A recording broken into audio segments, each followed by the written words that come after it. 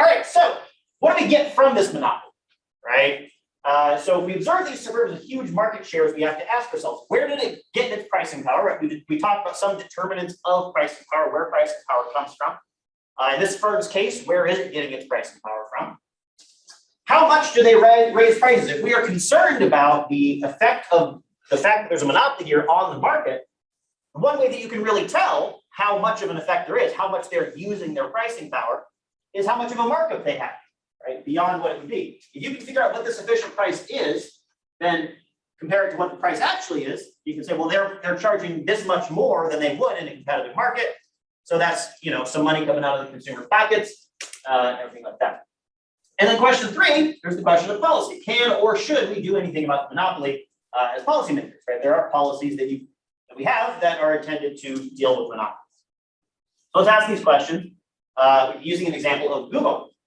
So Google is again, not a pure monopolist in really any field, but pretty close to a monopolist in a lot of different fields. Right? So search, like 90% of people use search engines use Google. About 70% of searches are done on Google. Again, that's a giant share of a huge market. Technically not a monopoly. There are other search engines, but Google's really the big player. Now, the actual product they sell is AdWords. The ads that are next to the searches, that is the actual product that they sell, and they have a giant market share of internet ads as well.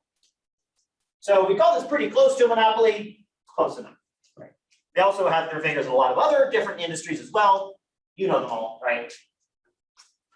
So we can ask ourselves, where did this firm get its pricing power? Well, this is going to have a different answer in the different markets in which they have a lot of pricing power. So let's focus just on the search and ad. Okay. So we can go through our list of determinants of pricing power. Do they have network externalities? Not really, right? Maybe a little bit, but not really. Like, it's not like if I use a search engine, I want to use the one that everybody else is using. Like, that's not really how it works, right? There's to a tiny little extent in the sense that the more people use it, the better it gets at predicting what I want to see. But still, that's not really what's going on. Not a government sanctioned monopoly, right? The government didn't step in and say no one else is allowed to be a search engine, right? That didn't happen. There's not really huge startup costs either. They started Google as college students with a little grant from Stanford, right? And you can write your own search engine. If you had a computer science class, you could probably write a search engine. It wouldn't be as good as Google's, but you could do it on your own for no money. So it's not really a huge startup cost issue. So the likely source of their being a monopoly is they have technological superiority, especially in the early years of Google. This is a form of controlling a unique input. Right? Remember, a unique input, if you have control over it, that's one way that you can get pricing power. Nobody else is going to be able to compete against you because they simply can't make the same thing you're making because they don't have the inputs that you have. And so in their case, they had the best algorithm to start, and they had a lot of better data that other people simply did not have access to. So this feels a little weird now, because really at this point, all the search engines are pretty much the same in terms of quality. But I was around when Google launched, and it was pretty amazing. Search engines just didn't work one day, and then the next day they did. It was pretty dramatic how much better Google search was than all the other search engines. Very noticeable. They clearly had technological superiority, and it took a long time for anybody else to catch up. So for a long time, while they were building Google and becoming huge, they had just better products than anybody else, and nobody else could copy them because they didn't have access to the technology that they did. So that's how they got their pricing power in the first place. How do they maintain any pricing power? Well, one thing they do is they integrate their search with other services, right? They have lots and lots and lots of other stuff that they do: Gmail, Android, Chrome, etc. They're monopolist in browsers as well, right? Huge percent of people use Chrome. Majority of people use Android, although I wouldn't really call that a monopoly. Gmail is very popular as well. So they maintain this pricing power by integrating. So they have control over a lot of different stuff, right? They have control over your data. They probably have better data on us as consumers than pretty much any other company does. Nobody else can copy that, so they don't have access to that input either. Oh, I should say 2. 2, how much do prices rise? So we want to know how much higher are Google's prices than we think they would be if they had to compete in a fully competitive market. So we do see that Google has higher prices. If you compare the price of a Google ad to a comparable ad from, say, Yahoo or Bing, which are other ad providers, they're somewhere between 50% more and 100% more expensive. Right? You have to pay more for a comparable ad on Google than you do on Yahoo or Bing. So why would people buy these anyway? Well, because there's pricing power. They know that Google has access to all these other inputs, this data on consumers, there's access to ad space next to the Google searches, which are very popular, or Gmail or whatever, that Yahoo and Bing do not have. And therefore, they're willing to pay more for the Google searches because Google has access to all those inputs. So Yahoo and Bing can't really compete in the same way. You can also sort of, so we do see the prices rise as a result of, probably as a result of their pricing power. You can also sort of get a hint that the prices are above where they would be because they clearly make economic profit. Think about all the cool stuff that they do that clearly is not going to make any money, right? They have the ability to do that because they have all this extra money sloshing around because they have the ability to set prices higher and make persistent profits that they can then spend on, Google Car or whatever, or Google Glass or all those things that you don't hear about anymore because they didn't work.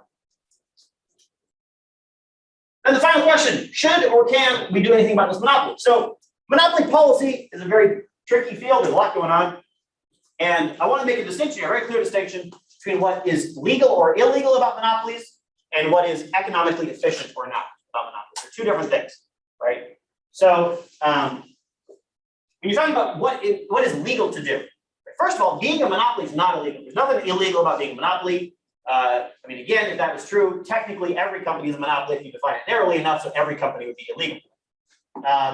So there's nothing illegal about being a monopoly. There's also nothing illegal about having a highly concentrated market. Right? You can have a highly concentrated market. The government will approve mergers that will make the market more concentrated. In fact, pretty much all mergers will make the market more concentrated. Nothing illegal about that either. What is typically illegal from the government's point of view is unfair competition practices. That's what is illegal. So it's not so much illegal to be big, but it is illegal to use that bigness unfairly. So for example, if you go back to some of the early monopolists like Standard Oil, right? So Standard Oil was a company that basically owned the entirety of US oil production for a very long time. And it was basically impossible to compete against them, not only because they were huge, but also because if any producers sold to you as a competitor of Standard Oil would shut them out, right? So they would basically make a condition of working with the biggest oil company in the country that you were not allowed to work with other oil companies, which made it pretty much impossible to compete against them, right? And so that is what government would call an unfair competition practice, and that would be illegal. Yeah. And that's when, can't they break up monopolies? They can. And so if they unfairly do stuff, that's when they intervene. Yeah, that's when they can intervene. That's when a law has been broken to the extent that they might choose to break up a company. And they did break up Standard Oil, right? So the big oil companies that we have in America today, like Shell, all the other ones, those used to be part of Standard Oil, and now they are separate. Yeah. Same thing happened with all the phone companies, by the way. Pretty much all the big phone companies, maybe not today, I think a few new ones have been founded, but for a long time, all the big phone companies were what used to be pieces of AT&T. And then AT&T got broken up as well. We don't kind of do it too much anymore, break up the monopoly. So,